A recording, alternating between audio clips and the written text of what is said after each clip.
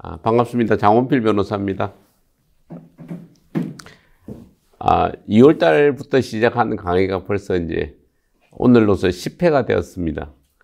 한 주 한 주가 이제 강의를 준비하면서 이제 시간이 잘 가고, 저도 공부를 이제 또 열심히 하고 있는 것 같습니다. 다 여러분들 덕분이라 생각하고, 이게 의미 있는 작업이라 생각하니까, 되게 뿌듯하기도 하고, 공부도 더 자신도 돌아보면서 열심히 하게 되는 것 같습니다.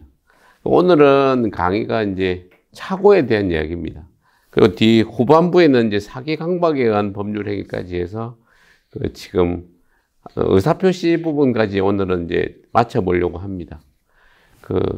먼저 이제 오늘은 대부분 중요 부분을 착오에 의한 법률 행위 부분을 가지고 설명을 좀 해보려고 합니다.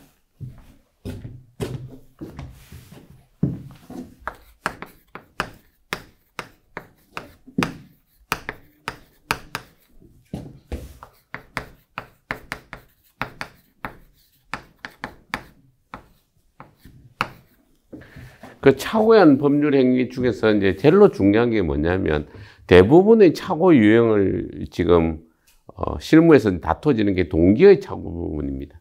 그러니까 이게 목차적으로 치면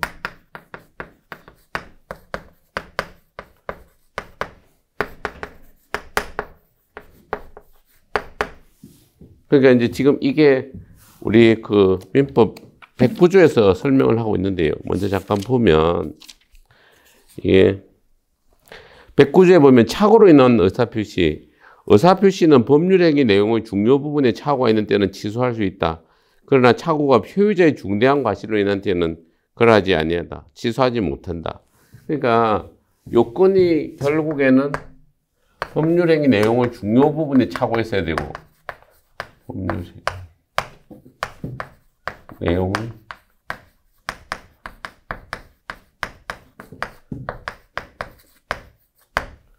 그리고 이제 표의자에게 중과실이 없어야 됩니다.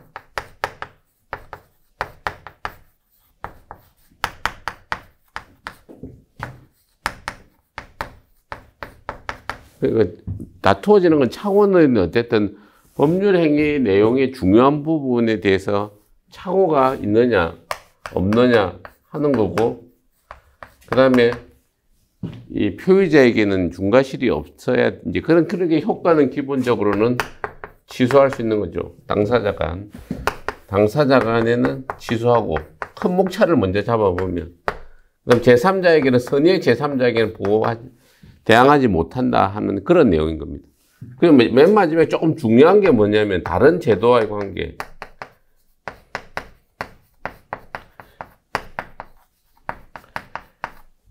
법률에서 보면 여기서 지금 좀 목차를 먼저 잡아놓고 나중에 디테일하게 좀 설명을 하는데요.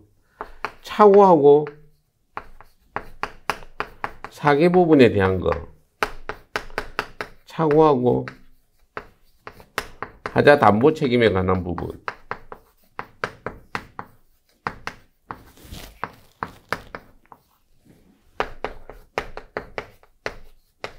착오와 이제 해제 간의 관계, 이런 것들입니다. 그러니까 지금 목차를, 어쨌든 공부를 하는 게 나중에 디테일하게 자꾸 읽다 보면 객관식 하는 사람은 문장을 정확하게 이해하는 것이 필요하겠지만, 머릿속에 정리하고 실무에 쓰기 위해서는 디테일 하나를 자꾸 잘게 기억해가지고는 큰 도움이 안 됩니다. 결국엔 작게 찾아 들어가는 것도 중요한데, 큰 목차를 머릿속에 숲처럼 자꾸 그리는 훈련을 해야죠. 그러니까 목차를 잡는다면, 착오에 의한 의사표시는 기본적으로 개념상 109조에서 이렇게 규정을 하고 있다. 그래서 109조에서는 법률행위 내용의 중요 부분에 착오가 있을 때는 취소할 수 있다. 그렇게 해놓고, 그럼 이제 개념적으로 조금 생각해 보면, 착오란 것은 뭔가 착각을 한다는 거잖아요. 착각을 한다는 것은 뭐를 착각하냐면 의사와 표시의 간에 불일치가 있다는 거잖아요. 의사란 게 내가 처음 생각하는 거, 효과, 내가 지금 뭔가를 하려고 하는 효과 의사랑 그걸 외부로 드러내는 표시 간에 불일치가 있다는 걸 착오란 것은 잘 모른다는 거예요. 표의자가 착각을 해서 잘 몰랐을 경우에는 그 법률 행위를 취소한다는 거거든요. 그랬을 때 이게 처음에 이제 다시 조금 원칙을 돌아가서 보면 의사와 표시가 불일치하거나 하자 있는 의사 표시 내지 법률 이런 거에 대해서 어떤 거는 무효로 하고 지금 통정의 표시나 비진의 표시 이런 거는 무효로 하잖아요. 착오나 사기강 뭐 취소할 수 있는 걸 하는데 왜 이렇게 했느냐에 대해서 입법론이 의사주의하고 표시주의 대립이 쭉 있다고 한번 모두에 설명을 했습니다. 당사자의 진위를 되게 진짜 의사, 당사자가 효과가 의도하는 효과 의사에 초점을 맞추면 이게 다 무효가 돼야 되는 거예요.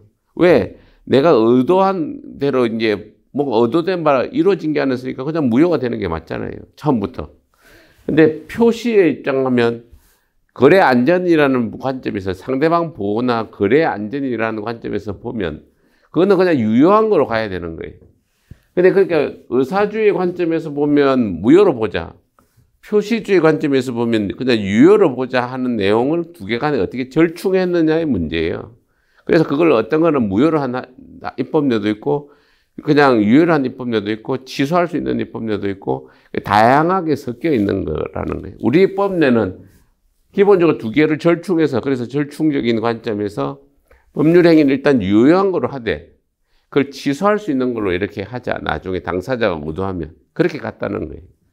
그런 거고 이제 여기 보면 유형이라고 이래가지고 되게 동기의 착오를 여기서 설명을 조금 합니다. 동기의 착오란 걸 착오에 넣을 것이냐 안 넣을 것이냐의 문제예요. 여기서 다시 조금 보면 뭐 이렇게 봤을 때 동기의 착오란 부분 하나 뜯어서 이해를 조금 해봐야 됩니다. 실무적으로 대부분의 문제되는 건 다 동기의 착오가 대부분이에요. 뭔가를 하려고 하는 의도를 하는 그 이유에 대한 부분입니다. 연유. 동기란 것은 우리가 어떤 행위를 할 때 동기, 지금 여기 이렇게 기본 개념은 동기란 것은 시작하는 목적 같은 거잖아요. 법률 행위가 뭘 시작하려면 우리가 예를 들어서 가벌간에 토지를 갖다 이렇게 매매를 하는데 이게 어른 과수원을 예를 들어서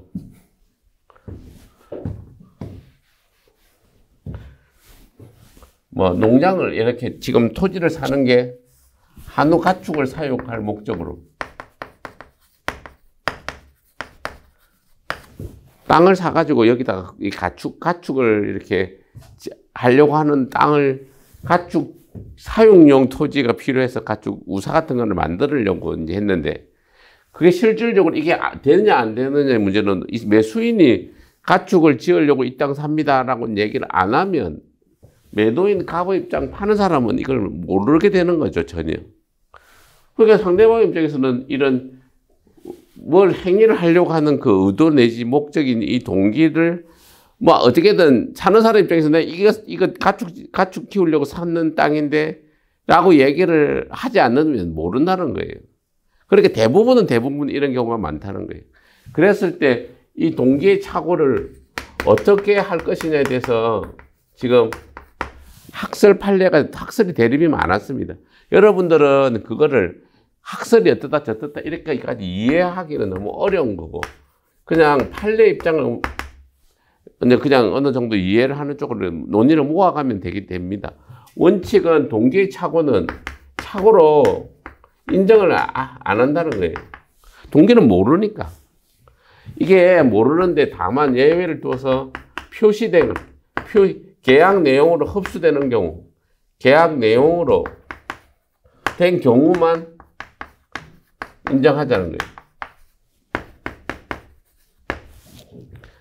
그게 어쨌든 표시돼서 상대방이 그 내용을 어떤 내용으로 합의까지는 안 가더라도 어떤 내용인지를 알았으면 계약 내용으로 포섭을 시킨다 이 말입니다. 과소원으로 이게 한우를 소를 키우려고 땅을 삽니다.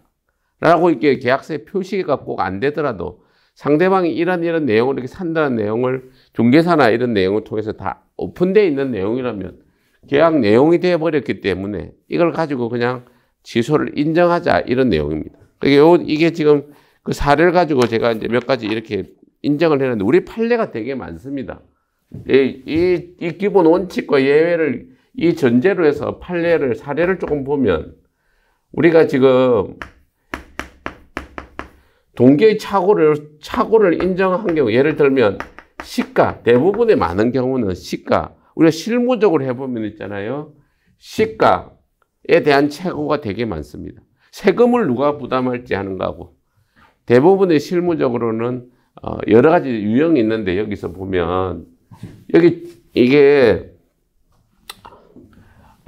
착오에서 제일 중요한 쟁점은 착오 유형 중에 동기의 착오를 어떻게 볼 것인가가 하나고 두 번째 중요한 게 법률 행위 내용의 중요 부분의 착오가 뭐냐 하는 거. 법률 행위 내용 중요 부분이 착오냐 아니냐 하는 내용 중에 이제 동기 착오가 우선 들어오고 이 착오 중에 여기 보면 요건 중에 법률 행위 내용의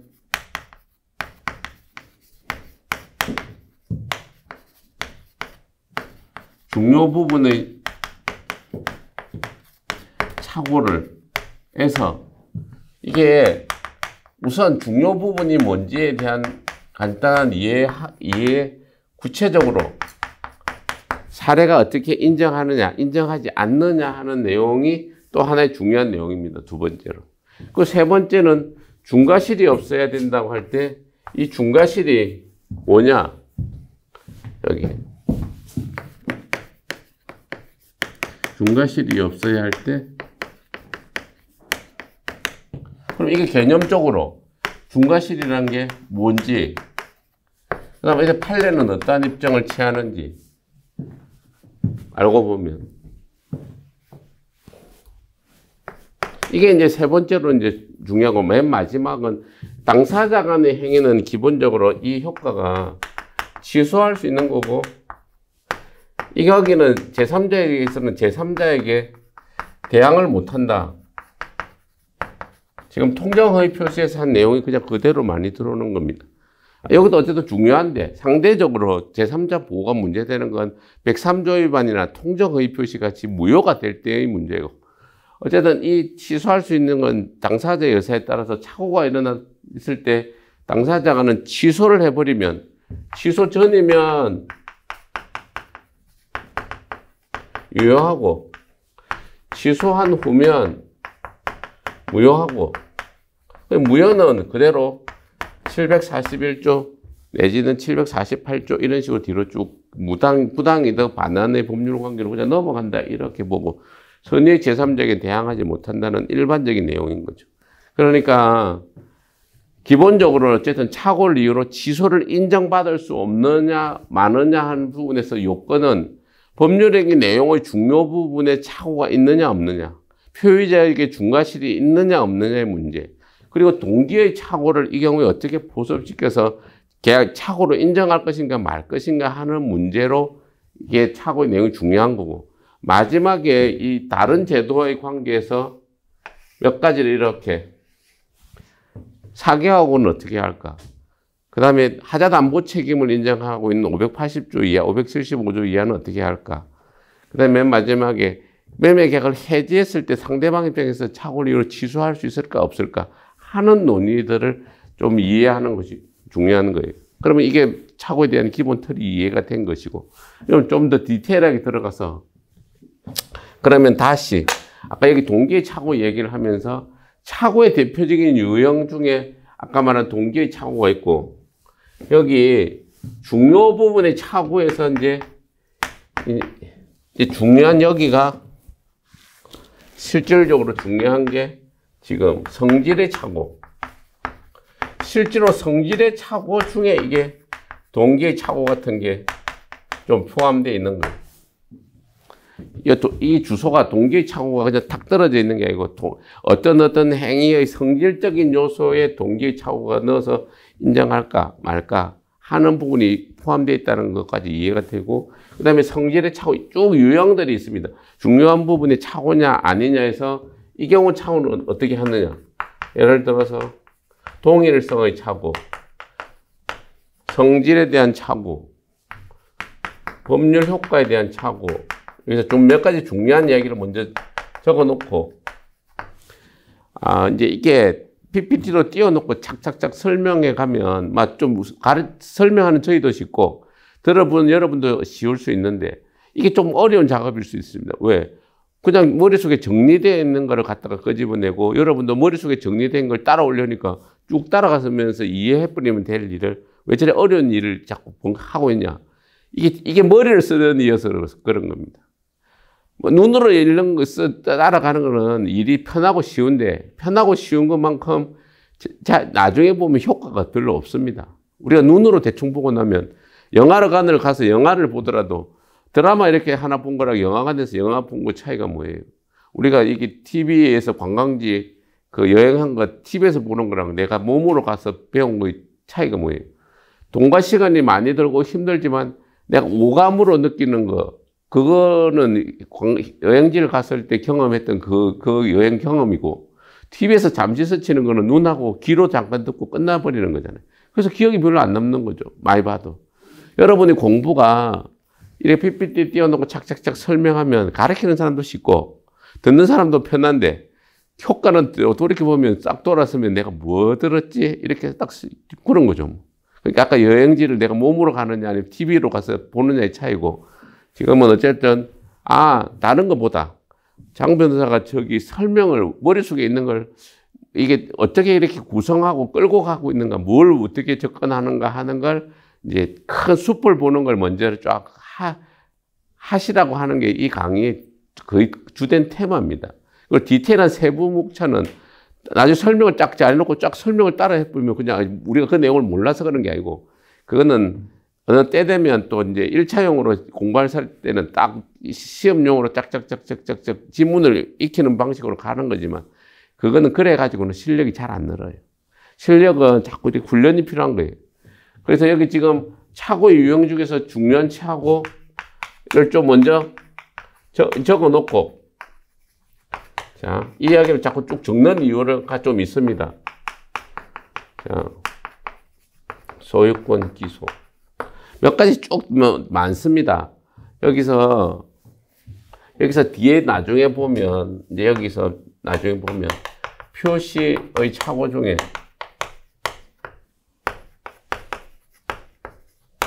내용의 착오. 이렇게 한번 먼저 다 적어놓고 이제 목차를 가지고 한번 생각을 해보자는 거죠. 자, 한 번만 다시 정리를 해볼게요. 착오라는 거는 의사와 표시가 불일치하는데, 그럼 의사에 대한 착오, 표시에 대한 착오가 해서 출발을 한 겁니다. 의사에 대한 착오, 표시에 대한 착오고, 그 이념적 배경이 의사주의, 표시주의를 기반으로 하고 있다는 거예요. 그럼 여기서 착오 유형에 보면, 여기에 표시의 착오, 내용의 착오 이렇게 있는데, 의미의 착오 내지는 여기서 표시의 착오, 의사의 착오라고 하는 기본의 출발이 있는 거고, 그것이 아닌 다양한 유형의 착오는 또 어떻게 인정할 것인가 하는 내용이 쭉 있는데, 그게 이제 결국에는 법률행위 내용의 중요 부분이 착오로 되느냐 안 되느냐의 논의가 세부적으로 쪼개져 나갈 것이고, 그리고 어쨌든 지금 이제 중요 부분이 착오 중에서 제일로 중요한 게 동기의 착오인데, 여기서 이제 얘기되는 여기 착오 중에 또 하나가 이제 인정하는 착오가, 예를 들면 쌍방. 자, 요 이야기를 잠깐만 해 보십시다. 상대방에 의해 유발된 동기의 착오. 조금 뭐가 이렇게 흐트러져서 뭐가 좀 이렇게 금방 잘 안 잡힌다 생각을 하실 텐데, 이렇게 이해하시면 됩니다. 그냥 요건은 법률행위 내용의 중요 부분에 대한 착오가 있고, 표의적의 중과실이 없어야 되는데, 법률행위 내용의 중요 부분 착오가 뭐냐 하면 출발이 이거란 거예요. 동기의 착오를 잠깐 나눠놓고요.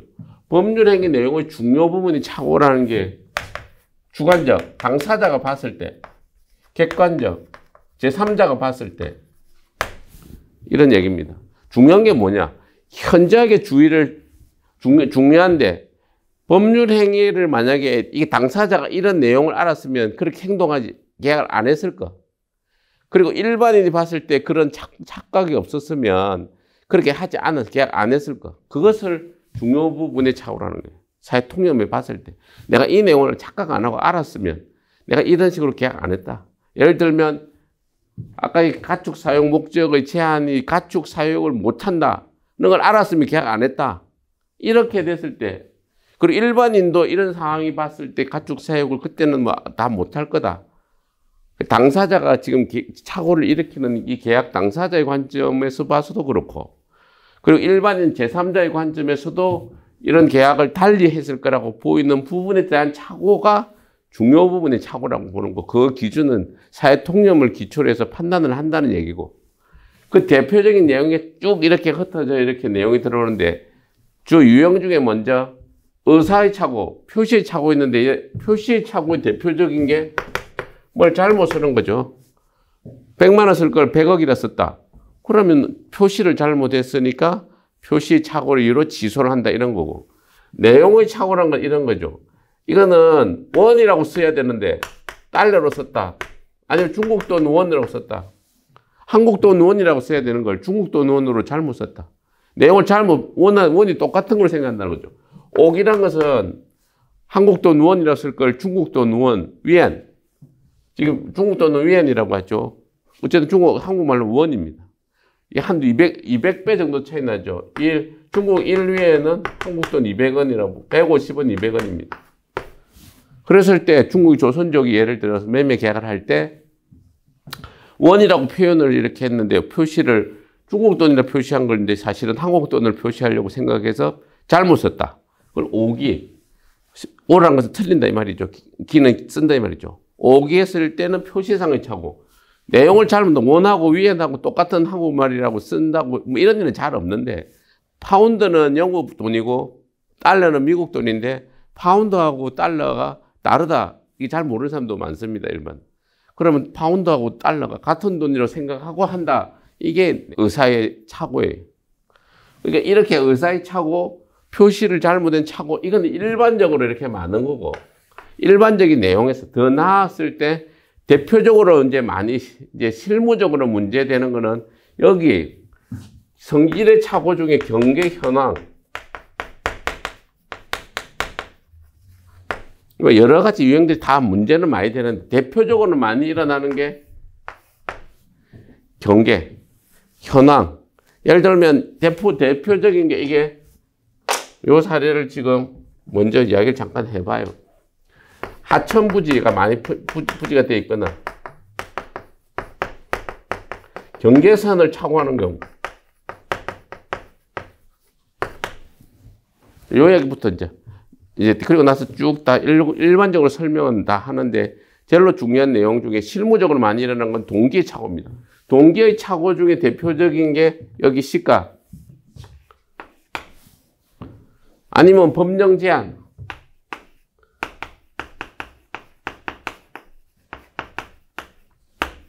이 세금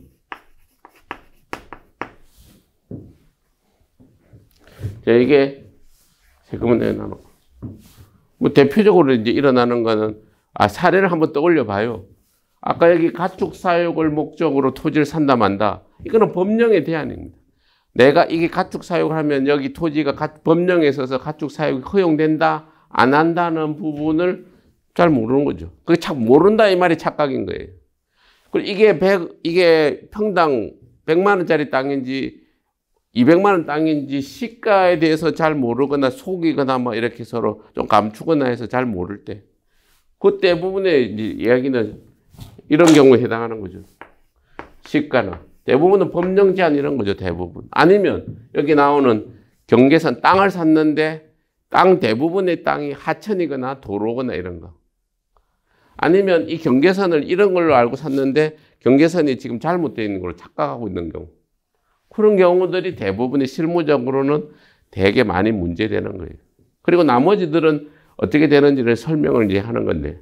그럼 자, 다시 이제 들어와 보면 이러한 내용 기초에서 동기의 착오를 이야기하는데 이걸 먼저 목차로 왜 쫙 펼쳤냐 하면 이 내용 때문입니다.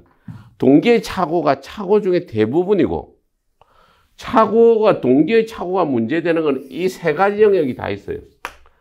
동기가 아예 그냥 동기의 착오를 내가 상대방은 알았는데 나만 모르는 경우. 이게 갑은 동기의 착오가 이게 가축 사육 못 한다는 건 알고 있는데 얼마 모르는 경우가 이제 전통적인 동기의 착오고 그게 아니고 동기의 착오를 상대방이 이제 유발한 경우죠.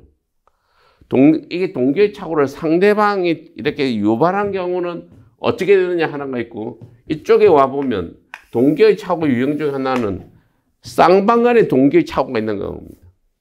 그런 경우는 또 어떻게 하느냐를 이제 법적으로 좀 판례를 정리해놓고 이해하는 게 되게 중요하기 때문에 쫙 펼친 거예요.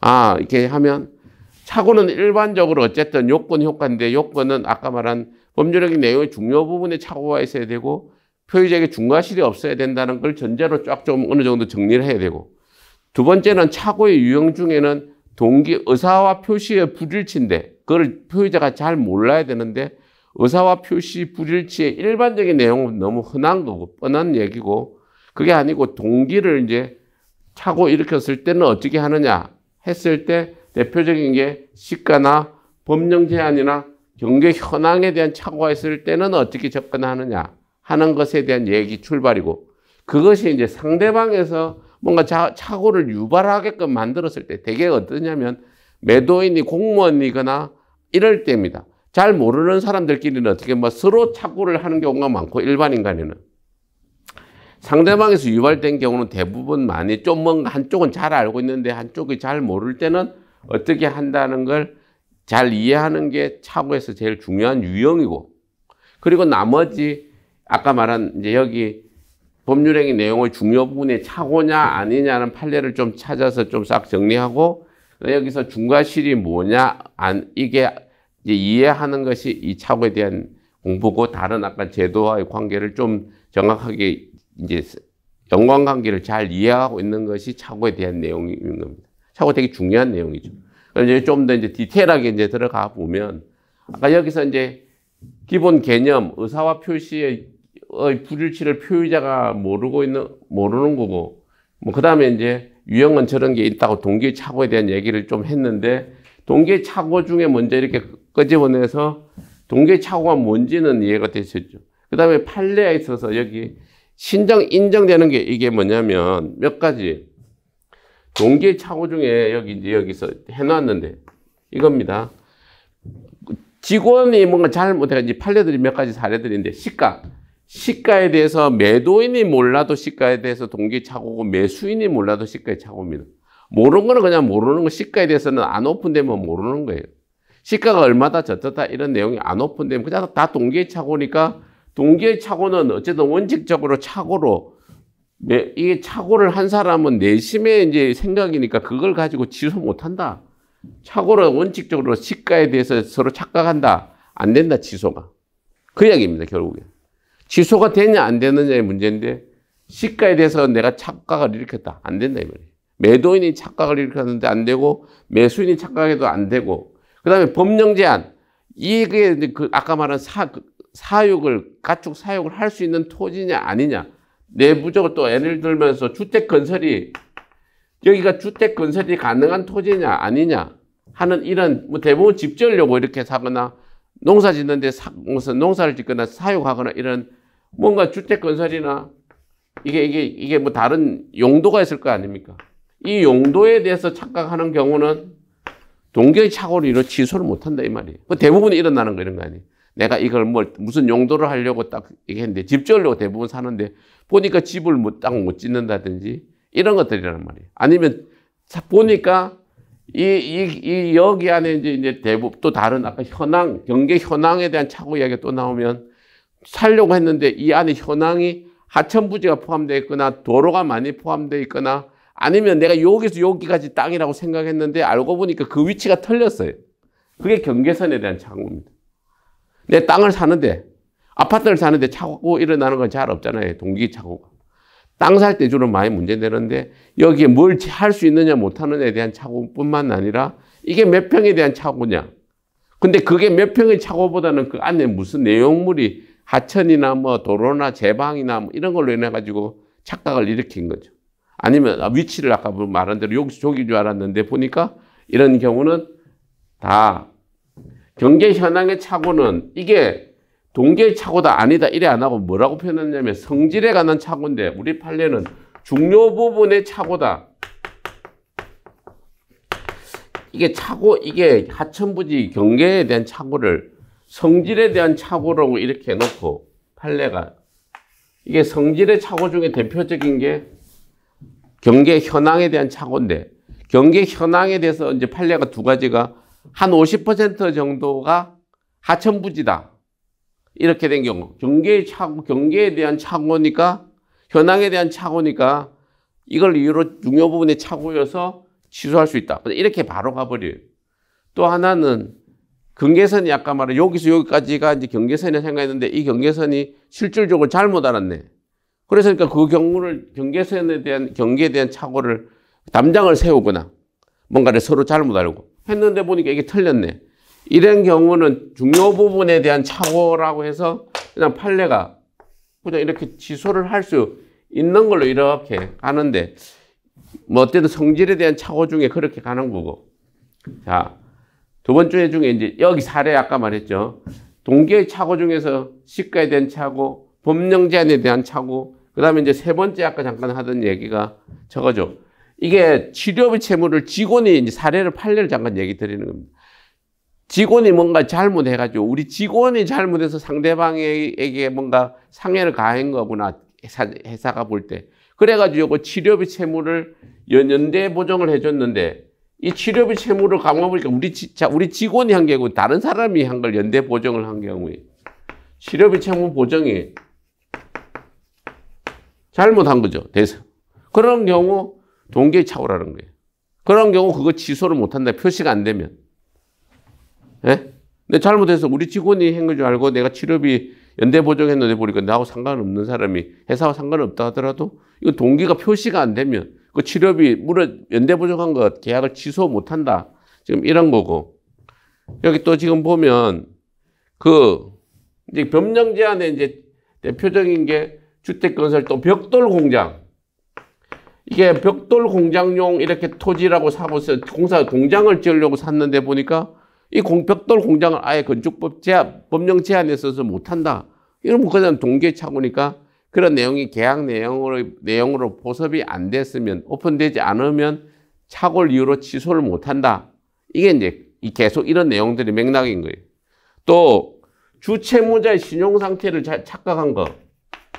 내가 보증을 썼는데 주채무자의 신용 상태가 좋다고 생각하고 나는 착각을 하고서 이렇게 했는데 알고 보니까 주채무자인 사람이 내 친구 자가 뭔가 대출을 하는데 내가 보니까 저 능력이 있고 갚을 거라고 생각하고 했는데 가만 보니까 재산도 없고 별로 갚을 능력이 안 돼요. 그러니까 주채무자의 신용 상태에 착각한 그것도 내가 이제 보증을 쓴 동기에 불과하니까 그것이 오픈돼서 계약 내용으로 보습 안 되면 착각할 이유로 취소 못 한다. 이게 대부분의 이제 이런 유형들. 우리가 흔히 아는 유형 중에서 대부분이 이런 경우고. 그냥 이제 원칙 여기서 상대방에서 유발된 동기의 착오의 이 유형을 판례가 이제 몇 가지 이렇게 들었는데 대표적인 여기 한 4-5가지인데 이게 옛날 거는 귀속재산인 줄 모르고 이게 공무원의 법령호에 몇 가지 사례가 이렇게 있는데요. 대표적으로. 이게 귀속재산, 좀 옛날 이야기입니다. 해방 이후에 한 60년대. 귀속재산이라고 공무원이 얘기하니까 그게 귀속재산인 줄 알고 기부 체납해버린 거예요. 공무원이 이제 이렇게 되게 상대방에서 유발된 경우는 공무원이 있어서 유발된 경우가 많아요. 되게 그 당시에. 귀속재산인 줄 알고서 귀속재산입니다. 이러니까 그냥 기부 체납했는데 보니까 이게 국가 귀속재산은 기부 체납하는 거예요. 갖다 국가에 주는 거예요. 근데 안 줘도 되는 걸 괜히 줬네. 왜? 공무원이 이렇게 잘못 얘기해가지고 내가 착각했으니까 공무원이 상대방에 있어서 유발된 경우는 착오를 이유로 예외를 인정해서 취소한다 이 말입니다.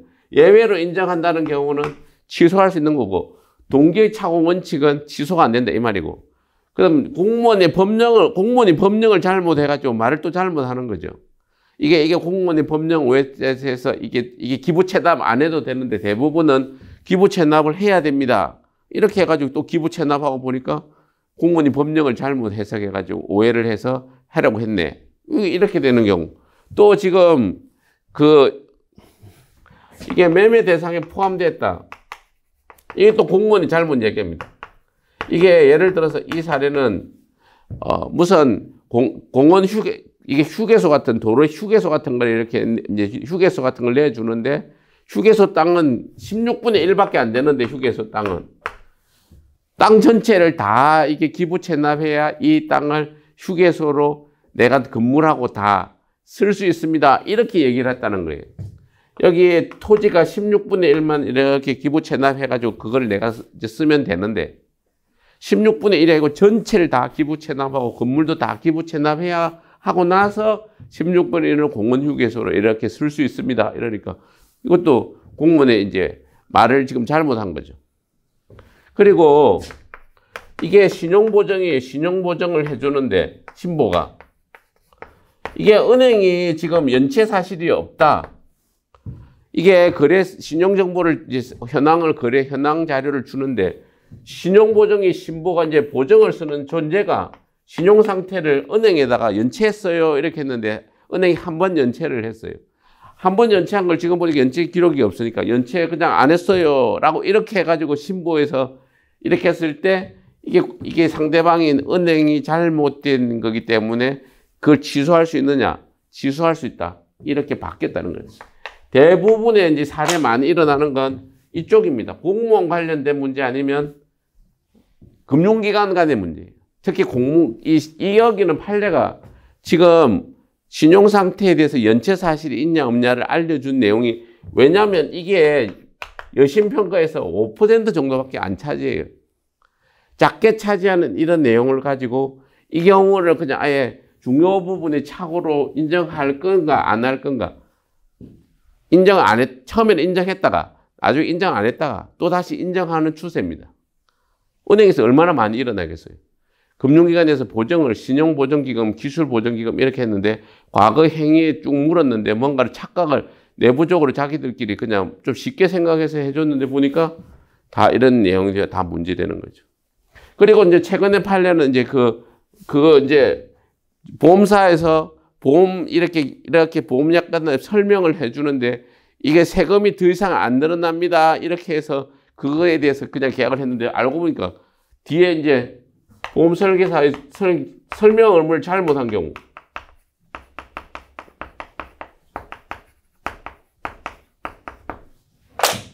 보험회사에서 설명 의무를 또 잘못하니까 결국엔 그거를 믿고서 이렇게 했는데 가만 보니까 결국엔 세금이 왕창 늘어났어요. 그러니까 이제 네가 설명을 상대방 내가 이런 보험계약 체결하는 동기 부분에 착오를 일으키게 한 거 아니냐 해서 이렇게 노란색으로 표시된 이런 부분들은 결국에 상대방에서 유발된 동기의 착오는 이게 계약 내용으로 된 경우에만 인정되는 것하고 국면을 좀 달리한다 이 말이에요. 계약 내용이 상대방에서 유발된 동기의 착오란 것은 아예 여기서 원인을 제공해서 착각을 일으키게 한 유형은 어떻게 볼 것인가 하는 게 노란색에 대한 5개의 사례를 얘기하는 거고 원칙은 동기의 착오는 오픈되지 않기 때문에 계약에서 오픈되지 않으면 모르니까 착오를 이유로 취소를 못하는데 계약 내용으로 된 경우 계약의 전제 사실이 되거나 계약 내용으로 표시돼 가지고 계약 내용으로 알 수 있었던 그런 경우에는 어쩐 식으로 꼭 합의는 안 하고 꼭 표시가 안 되더라도 계약 내용으로 된 경우에는 착오를 이유로 원칙을 취소할 수 있다. 이런 내용이고 여기 쌍방 동기 착오 이야기 잠깐 해보세요. 이 이야기를 인자하고 나머지 거는 쭉 일관적으로 얘기를 설명을 해보면 상대방에서 유발된 착오는 이런 겁니다. 자, 세금에 관한 이야기들이 뭐예요? 양도소득세, 부가가치세 뭐 이런 것들 사례가 지금 이게 하다 보면 이게 동기의 착오냐 동기의 안 착오냐 구분하는 게 되게 중요한 겁니다. 어떻게 보면 곰곰이 생각해 보면 이게 동기의 착오로 넘어가는 착오냐 아니면 동기의 착오가 아닌 계약 특히 의미, 내용의 착오냐 하는 부분에 대한 이해로 가는 게 중요해요. 근데 여기서, 자, 이 생각을 해보세요. 이런 사례들입니다. 양도소득세가 얼마쯤, 한 1억쯤 나올 거라 생각을 한 거예요. 그래서 매수인이 양도소득세를, 내가 이제 매수인이, 그래서 많이 일어나는 겁니다. 양도소득세를 내가 매수인이 부담해 줄게 하고 나서 계산을 얼마 딱 했는데 돈이 더 나와버리는 겁니다. 그러면 매도인도 모르고 매수인도 모르고, 그러니까 양도소득세가 세금이 더 나오는 부분에 대해서 상대방에게 서로 간에 이게 착각이 일어난 경우는 어떻게 하느냐 해서 이 경우를 중요 부분의 착오다 이렇게 해서 취소를 인정한다는 거예요. 이거를 이제 나중에 이제 당사자의 의사가 이렇게 법률 재판에 보면 학설에서는 당사자의 의사가 보면 이거 아예 1억을 누가 부담한다는 이런 내용들을 이런 경우는 매수인이 부담하는 의사로 볼 수 없으니까 이게 이제 뭐 이게 견해되려면 지금 판례가 학계가 판례에서 이런 착오를 이유로 주장하는 부분이 아니고 이걸 보충적 해석해서 당사자의 의사를 가정적 의사로 보충한 가정적 의사의 기초에서 보충적 해석의 기초에서 뭔가를 판례를 인정한다, 어떻게 한다, 이렇게 하는 논리도 있는데 결국에 그거는 것들은 다 뭐냐면 구체적인 타당성을 기하려고 이 내용이 결국에 중요 부분에 차거나 당사자의 의사를 보충하거나 결국에는 이게 부가가치를 누가 부담하느냐 이런 게 서로 간에 의사합치가 없으면 계약 내용으로서 그냥 이게 다 서로 간에 다시 원위치 착오를 이유로 빠꾸시킨다. 취소를 시켜버린다 하는 취지로 이걸 접근한다는 거예요. 맥락은. 이해가 되시죠? 기본적으로 착오 중에 동기의 착오가 일반론이 있고 그 중에서 상대방에서 유발된 동기의 착오가 있고 상방의 공통된 동기의 착오가 있고 쌍방 공통된 동기의 착오는 이렇게 판례들이 해석을 한다.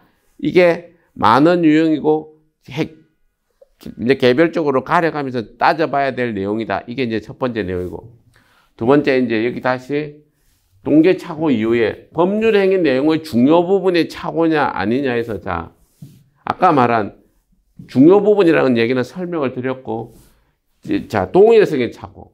내가 이런 얘기입니다. 이거 그냥 한 번씩 쭉 들으면서 이제 이해를 이제 해 들으시면 됩니다. 동일성의 착오라고 내가 주채무자를 갑이라고 내가 내 친구인 줄 알고 보는데 생판 모르는 사람을 백지로 된 주채무자의 보증을 내가 서줬어요. 은행에. 근데 가만 보니까 주채무자가 내 친구니 갑인 줄 알았는데 보니까 내가 생판 모르던 어리는 사람이 그거 한다고 해가지고 내가 보증을 써준 거라면 내가 당사자의 동일성에 대해서 착오를 일으킨 거니까 착오를 이유로 취소를 인정해 주자. 이런 내용입니다. 그래서 사람에 대한 거나 물건에 대한 동일성에 대해서 착오를 일으킨 경우. 법률 효과에 대한 착오는 이게 그냥 법적인 책임을 이게 이런 경우에는 양도 세금이 안 나온다 어떻게 된다 하는 법적으로 규율되어 있는 이쪽에 얘기가 조금 틀린 겁니다. 법률 효과에 대한 착오랑 이쪽 법령 제한에 대한 착오랑 이걸 한쪽은 동기의 착오로 가고 한쪽은 법률행위 내용의 착오로 가서 두 개를 나눠놨는데 이걸 정확하게 구분하는 게 되게 어려우면서 중요한데 법률 효과, 법률의 의미의 내용에 대해서 착오를 하면 착오를 동기의 착오가 아니고 착오를 취소를 그냥 인정하자는 겁니다. 여러분들이 한번 법령의 제한에 대한 착오냐 법률 효과에 대한 착오냐 이걸 왜 이렇게 하나는 동기의 착오로 가고 하나는 그냥 법률의 내용의 착오로 이렇게 갔을까 하는 걸 생각은 꼼꼼히 해 보십시오. 어쨌든 하나의 출발은 이런 어떤 매매 계약에 있어서 이런 제한이 있냐 없느냐 하는 거는 성질에 관한 부분의 착오고 성질에 대한 착오는 동기의 착오로 간다 이렇게 보는 거고 법률 효과에 대한 착오는 법률 내용의 의미에 대해서 착오를 일으킨 거니까 법률행위 착오로 간다 이렇게 큰 틀에서 이해를 하시고 사례를 가지고 꼼꼼히 생각을 좀 해보시고 소유권이 누구에게 있느냐 하는 착오도 결국에는 이 소유권이 누구이냐의 착오를 가지고 이 취소는 인정은 대부분 안 하겠죠. 우리가 보면 타인의 권리 매매도 인정하고 하니까 그러니까 소유권이 누구에게냐는 계약에 있어서 중요한 내용은 아니고 이게 꼭 계약에 있어서 되게 중요한 부분으로 딱 특별한 사정을 잡았을 때 말고는 다툼이 별로 없다는 거예요. 이런 내용이. 여기까지 정도가 법률 행위 내용의 중요 부분에 대한 착오고, 중과실이라는 것은 현저한 주의 의무잖아요. 현저한 주의 의무 위반인데, 여기서 이제 판례가 새로운 내용이 뭐냐면, 자, 원칙은 중요한 과실이 있어야 되는데, 자, 이게 이렇죠. 법률행위 내용의 중요 부분에 착오가 있고 표의자에게 중과실이 없어야 되는데, 중과실이, 예외란 것은 중과실이 없어야 되, 원칙은 중과실이 없어야 되는데, 중과실이 있더라도 상대방이 이걸 이용한 경우, 예외를 인정하자는 거예요. 이게 미래에셋증권에서 이렇게 사례를 조금 가지고 이해됩니다. 중과실은 원칙적으로 표의자가 중요하게 현저하게 주의 업무를 위반했다. 그러면은 원래 착오 취소를 못 하는데, 예외로 현저하게 주의 업무를 위반했는데 상대방이 그걸 알고서, 상대방이 이런 걸 알고 이걸 이용하면, 이게 미래에셋증권에서 이게 0.8, 뭐 예를 들면 이렇게 0.8원으로 기재되는 걸 80원으로 잘못 이렇게 오기를 했어요. 중요한 과실이. 미래에셋 창고 이거 담당자가. 근데 80원으로 하니까 이게 이 거래업종에 종사하는 사람은 이러한 내용을 다 잘 알고 있는 표의자가 중과실이 있다 할지라도 상대방 이를 이용하고서 잘 악용했다 이러면 예외적으로 취소를 인정하자. 그게 이제 그 판례 사례예요. 그리고 지금 인정한 거, 자, 여기서 여기 판례 이렇게 보시면 인정한 거, 중과실이 인정되는 경우는 뭐냐면 이게 그 건축, 여기서 보면 이제 그 공장 건축이 가능한지 타진을 이렇게 물어보지 여부 확인을 이렇게 안 했다. 이러면 이게 아까 말한 여기 집을 지을 수 있는지, 주택 건설이 가능한지, 공장 건축이 가능한지 이런 거 다, 과수원이 가능한지 이런 거를 확인 안 하고 그냥 냉큼 지었다. 이렇게 하면 중과실이 있어서 착오를 이유로 취소를 못 한다 이런 얘기예요. 중요 부분이 착오냐 아니냐, 중과실이 있냐 없느냐는 2단의 틀에 이 허들에서 여기서는 중요한 부분이 착오를 할지라도 중과실이 없어야 되는데 공장 건축 여부 확인을 아무도 안 했다. 그러면 중과실이 인정되는 거고, 인정이 안 되는 이게 몇 가지 사례가 이제 고려청자. 자, 여기서 이제 고려청자를 이렇게 샀는데, 고려청자인 줄 알고서 샀는데 고려청자가 아니었어요. 그랬을 때 나는 고려청자를 산 사람은 착오를 이유로 취소를 하고 싶잖아요. 근데 이게 뭐냐면 전문가 감정을 안 받았어요. 전문가 감정을 안 받았을 때 이게 안 받은 게 중과실이냐? 중과실이 아니다 이 말이에요.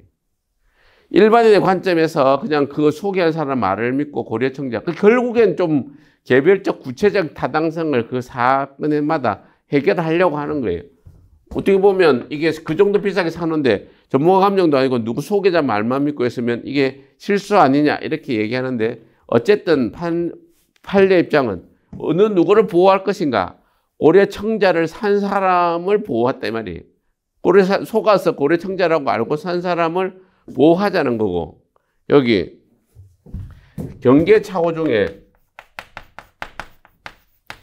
지적도를 이제 확인 안 한 거.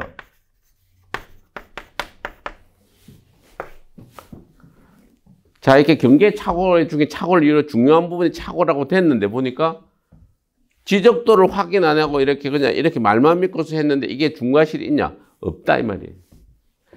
중과실이 없으니까 착오를 이유로 취소한다 이 말입니다. 이해가 되시죠? 자, 그러니까 이 기본적인 내용 중에서 이제 여기까지 얘기를, 자, 남은 거는 마지막에 다른 제도와의 관계에 대한 얘기를 잠깐 한 10분 하기 전에 앞부분에 대한 얘기 한 번만 더 정리해 볼게요. 착오가 되게 중요한 겁니다. 지금 실무에서 일어나는 건 103조 위반에 대한 얘기나 통정의 표시에 대한 내용이나 착오 이런 게 되게 많이 일어나는 거예요. 왜? 착각할 경우가 많으니까 하다 보면. 그래서 물리고 싶을 때 거래를 성립을 인정 안 하고 싶을 때 착오를 주장하는데, 그 내용 중에 대표적인 게 아까 모두에 설명한 대로 착오의 출발이 대부분은 동기의 착오고, 동기의 착오 유형은 아까 말한 대로 세 가지가 있다고 그랬잖아요. 일반적인 전형적인 동기의 착오, 상대방에서 유발된 동기의 착오, 쌍방의 공통된 동기 착오를 어떻게 각각 판례들이 포섭해서 전개하고 있는지 이해를 해야 된다. 그리고 중요 부분에 착오해야 할 때 각 유형별로 대충 이렇게 하는데 대표적인 게 경계 현황에 대한 착오는 중요 부분의 착오로 인정을 하고 아까 말한 법령 제한에 대한 거나 시가에 대한 착오는 중요 부분의 착오로 인정을 안 한다. 그렇게 보고 중과실이 없어야 된다 할 때 중과실은 주의 의무를 현저히 결하는 건데 인정하는 경우 뭔가를 누구를 더 보호할 관점에서 이렇게 보는데 일반인의 관점에서 자기가 좀 알아서 체크해야 될 걸 안 했다. 건축법 공장을 지을 수 있는지 집을 지을 수 있는지 과수원을 할 수 있는지 이런 것들은 자기가 체크 안 하면 중과실이고 좀 더 어려운 거 아까 말한 고려청자라든지 경계선이나 이런 거 꼭 일반적이 아니고 좀 더 한참을 들여다라 노력을 더해서 알아봐야 될 거 할 때는 중과실을 인정 안 해서 착오를 인정한다. 여기까지가 하나의 큰 테마고 마지막으로 요 다른 제도와의 관계. 지금 아까 효과는 기본적으로 여기 설명을 드렸죠. 효과할 때 효과를 하고 다른 제도에 관계하고 나서 잠깐 쉬겠습니다. 이게 당사자 간의 취소는 나중에 이제 다음 강의는 무효, 취소 이렇게 넘어갑니다. 이게 통정의 표시, 비진의 표시 효과가 무효고 착오, 사기 강박으로 인해서 취소를 했으면 무효가 되는 거고 취소하기 전에는 유효하다. 이게 기본 틀인 거예요. 그리고 선의의 제3자에게 착오를 이유로 취소하지 못한다. 이런 내용이 기본적인 내용이에요. 그리고 다른 제도와의 관계 잠깐 보면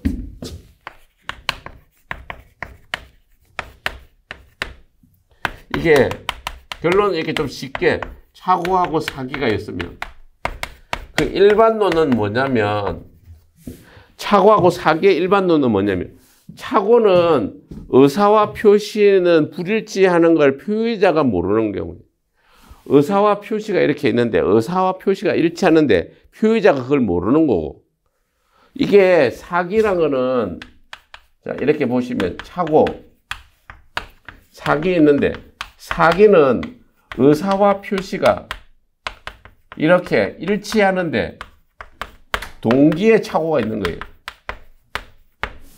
잘 생각을 해봐야 돼. 이게 약간의 견해 대립을 거쳐서 좀 바뀌어온 내용입니다. 경합에 대해서 아주 옛날에는 착오하고 사기는 그냥 경합한다. 착각하는데 누가 속여서 착각했네? 그럼 속인 것 사기, 착각한 거 취소, 이렇게 착오로 인한 취소, 사기로 인한 취소, 경합으로 아무거나 행사도 된다. 이게 옛날에 일반론이었는데 그게 아니고 가만히 곰곰이 또 생각을 해보면 착오라는 것은 표시와 의사와 표시가 불일치하는데 의사와 표시가 불일치하는 거고 이거는 의사와 표시가 불일치하는 거고 사기는 의사와 표시는 하기는 하는데 하게 된 동기가 잘못되어 있다는 동기 앞에 동기가 잘못되어 있으니까 동기의 착오를 일어나는 경우를 국면이 다르다 이 말이에요. 적용하는 국면이. 근데 이제 이게 원칙적으로 일반론은 그래서 일반적인 판례나 이런 것들은 자 일반론은 원칙은 경합이 안 된다. 두 개가 겹치는 게 없다. 이렇게 갔는데 예외가 뭐냐면 동기의 착오 중에서 표시되거나 계약 내용이 된 착오가 있잖아요. 앞에처럼. 여기 동기의 착오 중에 예외가 인정된단 말이에요. 이게 예외로 표시된 계약 내용이 된 표시된 거라보다는 계약 내용이 된 착오 계약 내용이 된 동기의 착오 아까 과수는 한우 이렇게 저 여기 한우를 갖다가 이렇게 지금 가축을 사용하기로 목적으로 땅을 산다 이렇게 할 때 뭐예요? 가축을 사용한다는 건 동기의 착오고 그 내용이 오픈됐어요. 계약 내용으로. 그랬을 때는 예를 다시 와서 오픈된 이게 계약 내용이 된 동기의 착오를 가지고 할 때는 그냥 개혁의 착오는 법률행위 내용의 중요 부분의 착오고 중과실이 없으면 착오를 인정하는 거고 그 착오 인정이 될 거 아닙니까? 가축 사용을 한다는 동기가 계약 내용으로 됐는데 그게 안 받아들였으니까 그걸 속였다. 그래서 이걸 기망으로 채서 이 경우는 경합을 두 개 주장을 다 할 수 있다. 이게 이제 또 판례 최근의 유형입니다. 이해가 되시죠? 그래서 아예 이제 못한다 이게 아니고 이게 이 성질에 대한 착오죠. 저기 보면 성질에 대한 착오. 성질에 대한 착오 중에서 상대방에 의해서 그 유발되거나 계약 내용으로 된 착오가 상대방의 기망 행위로 인했을 경우는 경합을 인정해서 양쪽을 뭐든지 주장할 수 있다. 이거예요. 이게 하나고, 착오하고 담보 책임. 이 취지는 담보 책임이라는 것은 뭐 예를 들면 물건에 대한 겁니다. 물건을 샀는데 물건의 성질에 뭔가 하자가 있는 거예요. 예? 담보 책임이라는 건 매매 보면 무효 끝나고 나면 강의 시작할 한 1, 2회 때 담보 책임에 대한 내용을 매매의 성립에 묶어서 뒤에 끝부분에 설명을 한번 드린다고 얘기를 드린 게 그 부분으로 가기 전 단계예요. 착오란 것은 무슨 착각을 하는 거고, 아까 말한 담보 책임이란 매매의 대상 목적물에 뭔가 하자가 있는 경우입니다. 하자가 있어서 내가 사고 보니까 착각을 한 거고, 그 보니까 담보 뭔가 이렇게 책임을 물을 수 있는 하자가 있는 경우에, 그랬을 때 이 경우에 대해서 이게 종전의 학설은 독일에서의 논의가 담보 책임을 인정하는 건 예외적으로 이 두 개가 지금 판례 취지는 경합을 이게 김홍도 풍속화를 가지고 사건이 이렇게 판례가 문제가 됐어요. 자, 여기서부터 출발 좀 해봐요. 김홍도의 풍속화가 위작, 가짜다고 허위로 만들어진 거라고 밝혀졌어요. 담보 책임 내가 사서 보니까 내가 김홍도 걸 돈을 많이 주고 5억 이래 주고 샀는데 1억 주고 샀는데 보니까 김홍도가 위작이 나왔어요. 위작이니까 자 착오. 계약의 내용의 중요 부분에 대한 착오고 나는 중과실이 없고 그럼 착오를 이유로 취소도 할 수 있고 매매 목적물에 하자가 있는 거잖아요.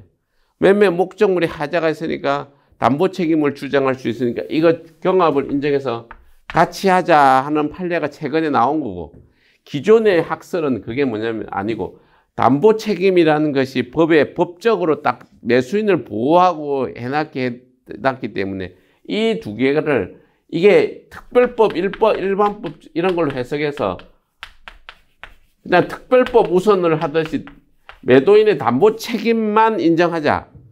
담보 책임이 문제되는 국면일 때는 담보 책임만 인정하고 뒤에 이쪽 착오를 이유로 주장을 못하게 한다. 이런 내용입니다. 나중에 이렇게 보면 이게 취지, 이게 적용하는 범위 내지 취지가 틀리고 이게 나중에 이제 할 때 한번 설명 다 드릴까 하는데 요건, 효과, 이 행사 기간이 다 틀려요. 예를 들면 매도인의 담보 책임은 기간이 6개월밖에 없어요. 제책 기간이. 근데 착오 취소는 3년을 행사할 거거든요. 안날로부터. 그리고 요건은 이제 매매에 있어서 탁칙으로 이렇게 딱 제한했기에 선임 무과실해야 되고 뭐 이런 요건들이 틀려요. 담보 책임은 계약 해제나 손해배상을 주장하는데 여기는 무효가 돼버리니까 부당이득으로 넘어간다고요. 그러니까 이 요건, 효과, 적용 범위나 취지가 다 틀리니까 이걸 그냥 옛날처럼 특별법, 우선법 하자는 거는 독일에서 그렇게 논의가 나왔어요. 근데 우리는 이거에 대해서 특별히 규정된 건 없어요. 근데 판례가 김홍도 위작 사건에 있어서 적용 범위도 근거 출발도 틀리고 요건 효과도 틀리고 기간도 틀린 이런 두 제도를 왜 경합을 인정을 안 하느냐. 그래서 인정하는 쪽으로 판례들이 나왔다. 요 정도를 이해하시고. 다 이렇게 보면 착오의 해제인데 이렇게 매도인, 매수인 이렇게 있는데 이게 먼저 이렇게 해제를, 이게 출발을 하는 겁니다. 이게, 해제를 한 후에 취소가 되냐, 이 말이에요.